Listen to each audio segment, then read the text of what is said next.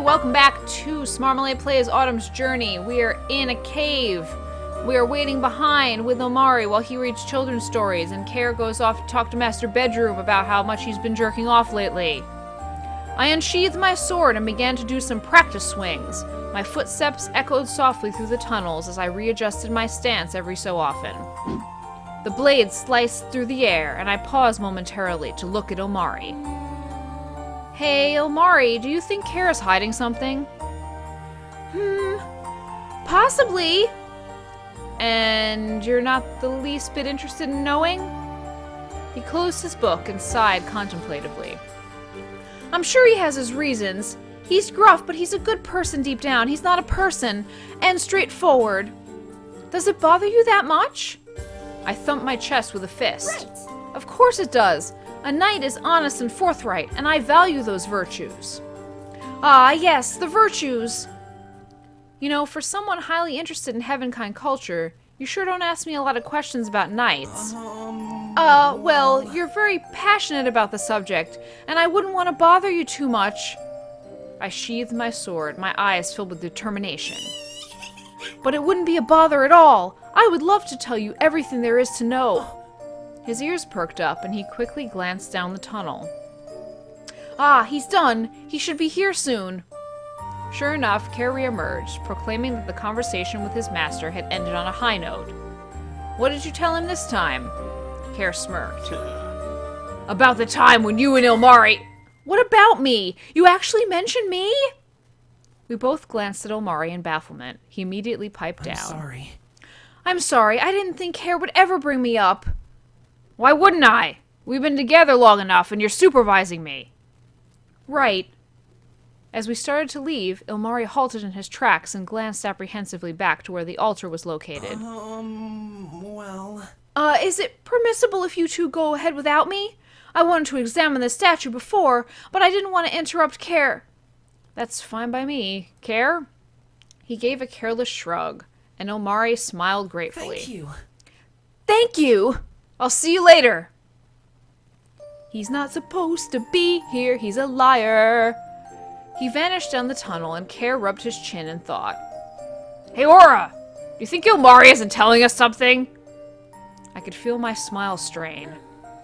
What do you mean? Ilmari wouldn't hide things from us. You know how he is. I guess. I ushered Care toward the entrance and thrust some coins into his hand. I'll stay here. You go ahead and reward yourself with some apple tarts. There's enough for you to buy 5 of them. He jingled the money disappointedly. Just 5? That's more than plenty. You shouldn't indulge in sugar-coated pastries so much, or you'll be the first dragon with a cavity. I gave him a gentle push, and he reluctantly stepped forward, briefly glancing over his shoulder before continuing to the entrance. I folded my arms and turned in the direction of the statue, wondering if I should comfort Ilmari or overlook his behavior. Curiosity won over, and I tiptoed toward the rear of the cave once again. What's the point of trying to eavesdrop? They have better hearing than I do anyway. As I continued down the tunnel, I could hear Ilmari's faint voice. It sounded contrite. I felt a pang of worry as I was torn between quickening my pace and remaining furtive. I sidled against the cave wall until I could hear Ilmari more clearly. I'm sorry. Sorry, Master Kaya. I'm so sorry. I leaned over, carefully eyeing Ilmari. I half expected him to be kneeling like Care usually did, but instead he was standing straight with a rigid back. He resembled a child being reprimanded for running off into the forbidden woods after a stern warning not to. He nodded solemnly, arms hanging limply by his sides. What? But it wasn't anything. I didn't think it'd be that serious. I'm merely an apprentice. I know it was imprudent of me. Yes. Can I at least stay until Care returns? What? Then this whole time... As I sensed the conversation reaching a conclusion, I decided to slip out. As I crept away, my scabbard smacked against the rock wall. I uttered a curse before I could stop myself. Drat! Darn it! Aw. I slapped my forehead with an open palm. Ilmari must have heard that. There was no point in sneaking away now. Orally? Are you there? I know you were listening in the whole time. I turned and Ilmari approached me. I gave him a sheepish look. Sorry. sorry about that. I'm sorry, I shouldn't have done that. I heard you apologizing to your master. I'm assuming you did something? He shuffled nervously and rubbed his upper arm. Well... Yeah. She said she wasn't impressed with me at all. He exhaled deeply. When I said I was sent to watch over Care, I lied about that. So you were never actually ordered to supervise Care? Right. I basically ran away and joined you. Now it makes sense why you were avoiding those altar visits. But why would you need to... Because it's not fair! Ilmari's tempestuous outburst left me gaping. I could hear his voice echo throughout the tunnel. Hands trembling at his side, he clenched a fist so hard that his knuckles went white. It seemed as if all the frustration and bitterness he had concealed were finally beginning to surface. Why did he get to go? No, he was forced. Well, I was willing. I studied the Heavenkind language, observed as much as I could, practiced the transformation spell, and yet he's the one who was sent. And Care doesn't care. He's not interested in Heavenkind or building a rapport with them. He quivered visibly.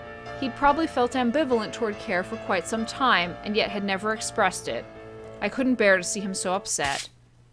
Stepping forward, I extended my arms and embraced Ilmari, drawing him close. He shifted in the hug and rested his hands against my back, burying his face into my shoulder. I scrambled for something that could reassure him, but my mind was blank. It's okay. I'm sorry. I'm sorry for that. It's not like me to begrudge someone. And I'm tired of feeling this way. When Master Kaya mentioned what happened between Care and Master Bedroom, I was envious and decided to see for myself.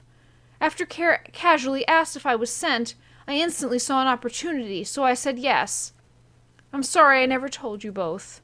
I guess I was worried that if you found out, you wouldn't want me around anymore. I playfully ruffled his hair.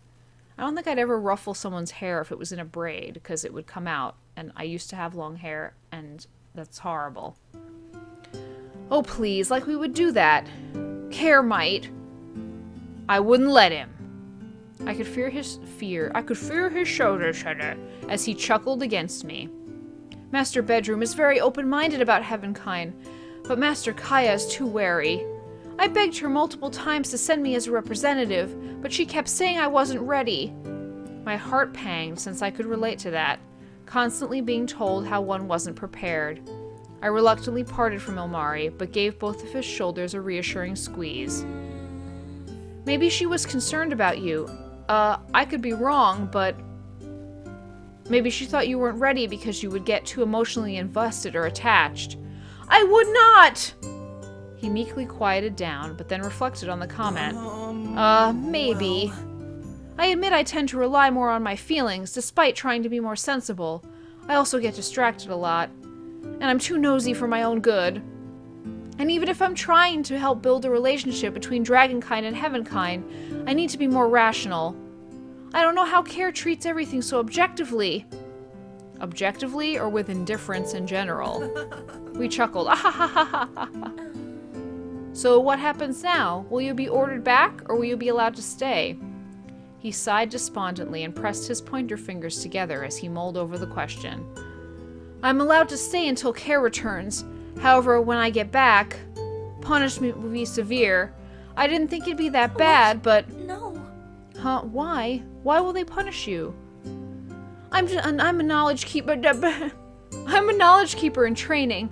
I don't even specialize in anything yet. I just have the basics. However, a future knowledge keeper running away is, well, think of it as someone being responsible for all the books vanishing from the library, and it's the single source of knowledge people have access to in the city. Yeah. Ah, a lot of important things would be gone. Culture, art, literature. A knowledge keeper's responsibility is to inform other Dragonkind. Therefore, they stay enlightened and pass knowledge on to their kin. And to make sure detrimental knowledge is only imparted wisely, since it could be used against others. I read that wrong, but whatever. My action could be viewed as treachery. He forced a small smile to comfort me, but I could tell he was extremely nervous about the consequences. Don't worry about it, Aurelie. This was my decision. I have no regrets! Alright, but if there's anything I can do to help, please let me know. I'm sorry you felt like you couldn't tell us. I don't want you to be burdened with all this on your own. He nodded gratefully. Thank you. Thank you! Besides, I should start acting more rational. I've let my emotions get the better of me regarding certain... It's nothing, Orly. I need to talk to Care first. Don't worry, I won't press you about it. I trust you, Ilmari. I flashed him a genuine smile and his cheeks flushed modestly.